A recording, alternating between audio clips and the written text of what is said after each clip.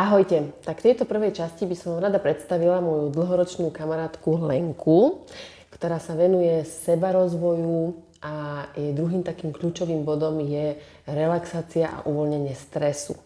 Leni, čo by si mi ty o sebe viac prezradila? Takže ďakujem za privítanie. Ako by som sa predstavila, je asi najviac, čo mne sedí, kto som, by som povedala, že som sprievodca na ceste zmeny a rastu. A prečo som sa na túto cestu vydala je, lebo ja sama som ňou prešla a sprevádzalo ma na nej veľmi veľa ľudí, napríklad aj Katka čiastočne a mnoho iných, ktorí mi veľmi pomohli a pomohli mi sa vyštverať na ten môj pomyselný vrchol zmeny. Super, a ja som na tebe pyšná, lebo si urobila veľký kus práce a len tak ďalej. Ďakujem. A verím a mám za to, tým, že som to prešla ja, viem, že veľa ľudí, a nie len, že veľa, ale že každý, kto chce, tú zmenu docieliť môže. Len je to o tom rozhodnutí. Presne tak. A mal by začať pracovať sám na sebe, lebo veci sa nedejú len tak, že chceme, ale aj musíme, alebo mali by sme niečo preto urobiť. Takže našou takou prvotnou a úvodnou témou bude čo iné ako sebaláska.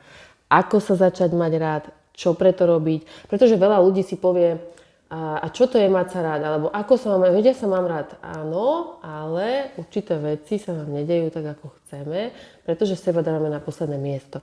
A čo by si ty povedala, že čo to je vlastne tá sebaláska, alebo čo by človek mal robiť preto, aby sa začal mať rád, alebo ako nejaký taký krátky, stručný úvod, čo by mal ten človek pre seba spraviť? No, sebaláska je za posledné obdobie veľkou témou. Veľakrát počujem v takých tých dobre mienených radách, že to vieš, to, aby sa toto stalo, musíš sa mať rád, hej, musíš mať tú sebalásku. A veľakrát ja sa pýtam tých ľudí, a čo to je tá sebaláska, to sa ako robí? Ako sa robí mať sa rád? A tu zostáva ten moment, že tí ľudia si na to nevedia možno odpovedať. A možno na to treba nejakú chvíľku, možno, že sa o tom viac porozprávať, položiť si nejak inak otázku. A prídeme na to, že tá sebaláskou je u každého niečo iné. Každý môže mať sebalásku v niečom inom. Sú možno ženy, ktoré sú zaneprázdnené, maminy, hej, a nemajú ani kúsok času pre seba a možno už len nájsť si pol hodinku na to, aby som si išla trošku sa možno prejsť, zabehať si, už aj to môže byť tou sebaláskou. A ono, čo je najdôležitejšie pochopiť, že tá sebaláska mi dovoluje milovať viac tých ostatných. Krásne povedané, presne tak. My veľakrát chceme, aby nás niekto mal rád, ale my pokiaľ nezačneme mať radi sami seba, tak to nemôžeme očakávať od druhých. Takže sebaláska je veľká téma a naozaj je skloňovaná, ale treba si na to odpovedať, čo je pre mňa mať sa rád, čo by znamenalo preto, ako si prejavím tú lásku sám sebe.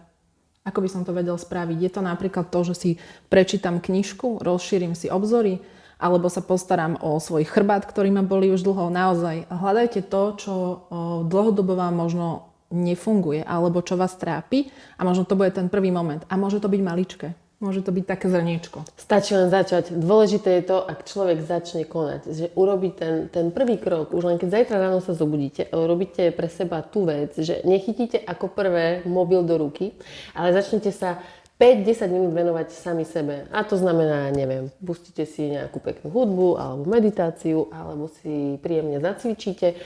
To už je ten malý krôčik k tomu, že začneme sa mať radi. Robíme niečo pre seba. Tak.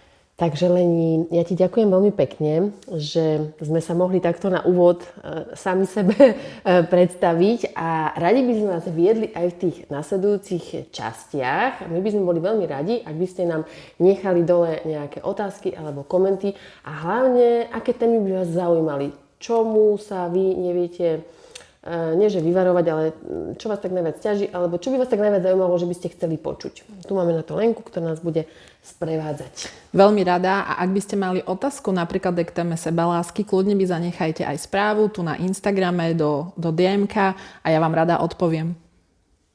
Ahojte. Ďakujeme, ahoj.